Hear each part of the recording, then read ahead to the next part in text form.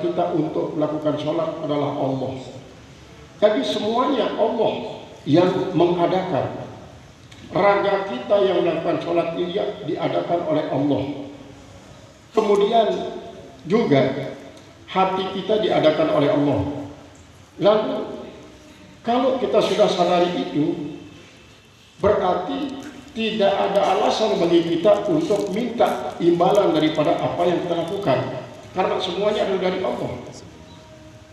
Terus berpikir kita, kan yang memberikan kita keinginan adalah Allah misalnya, yang memberikan kita keinginan untuk mendapatkan imbalan itu adalah Allah misalnya. Nah itulah ujian. Keinginan untuk mendapatkan imbalan itu sebenarnya ujian. Kenapa? Karena sebenarnya tanpa kita ingin pun mendapatkan imbalan, Allah sudah menyiapkannya imbalan itu tanpa ada keinginan. Justru apa? Ya kosongkan saja daripada keinginan kita untuk mendapatkan balasan daripada apa yang dilakukan. Toh pasti Allah akan memberikannya. Justru kalau semakin tebal keinginan kita, semakin kurang diberikan dari target yang sudah disiapkan oleh Allah. Karena apa seperti tadi itu semuanya datang dari Allah. Dan kita pakai untuk melakukan ibadah itu Allah semua yang mengadakannya. Dan termasuk seperti tadi, yaitu yang menggerakkan hati kita, yang menggerakkan tubuh kita, kemudian air untuk berwudu kita, tempat kita berpijak, tempat kita melakukan, itu semuanya Allah yang mengadakan. Nah, kalau kita menginginkan lagi balasan, nah ini kalau orang kelangsotan namanya, dikasih betis mau paha, kasih jantung mau hati. Nah artinya begini, semakin tinggi kemauan kita untuk mendapatkan balasan, semakin kurang yang diberikan. Padahal sudah diberikan, disebutkan 100% sebenarnya. 100%. Kemudian wahukina hunalika, dan kita diceritakan di sana menurut pandangan syar'inya, betul menurut pandangan batinnya, betul-betul.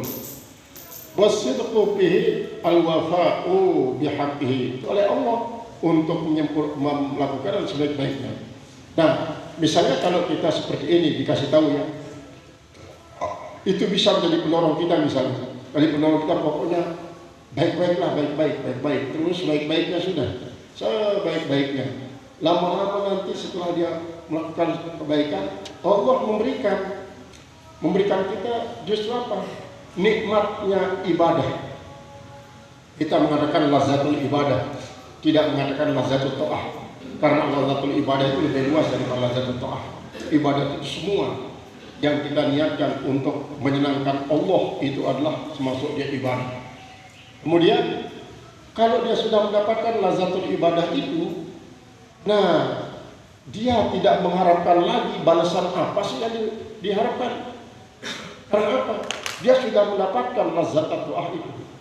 Dia sudah mendapatkan lazatul ibadah. Apa yang dia minta lagi selain daripada itu? Karena apa? Karena begitu dia mendapatkan lazatul ibadah, berarti dia yakin bahwa Allah akan menerimanya. Bukan saja menerima ibadahnya, tapi menerima dirinya yang menjadi abid. Nah, kalau sudah diterima oleh Allah SWT, Allah Ta'ala sendiri yang memilihkan dia tempat. Allah sendiri yang memiliki tempat. Kita ambil satu analogi sebagai contoh. Ada seorang santri. Orang santri ini dia betul-betul akhlaknya bagus, prestasinya bagus, dan berbeda-beda dengan yang lainnya. Maka kita yang menilai anak ini tentu akan menempatkan dia pada posisi yang berbeda dengan teman-teman yang lain. Ini sebagai satu contoh. Ketika Allah memandang kita menjadi orang yang pantas. Kenapa? Karena kita sudah memberikan hak Allah, kita menyenangkan Allah. Allah lah yang memilihkan kita. Di mana? Firdaus, atau di Adnin, atau di jannah-jannah yang lain. Karena kita sudah terima. Penerimaan ini mungkin sama diterima. Yang akan menjadi penghuni Jannatul Adnin diterima oleh Allah, yang Jannatul Firdaus diterima oleh Allah. Cuma nanti catatan Allah akan berbeda-beda daripada setiap hamba itu, lalu diklasifikasikan. Ini yang ke Jannatul Adnin, ini yang ke Jannatul Naim, ini Jannatul Firdaus, ini Jannatul Ma'wa, ini Jannatul Ibdal ini. Sehingga diterima dulu oleh Allah. Nah kalau sudah diterima itu nanti terserah di mana akan ditempatkan oleh Allah. Jadi yang penting sekali di situ katanya adalah payakfihi.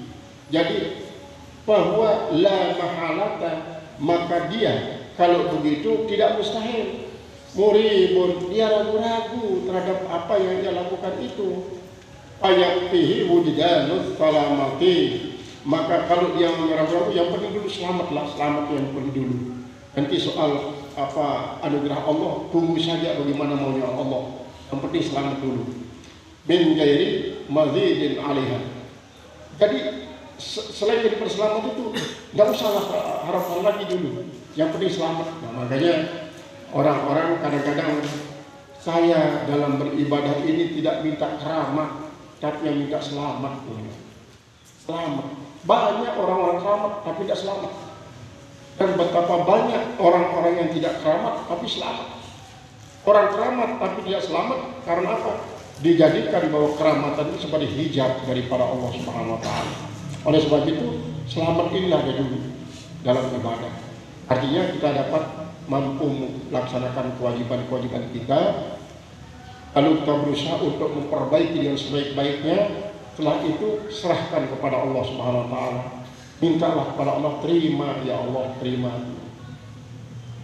Qala al-musannif rahimahullah taala wa qala al-Wasiti radhiyallahu taala anhu al-ibadatu ila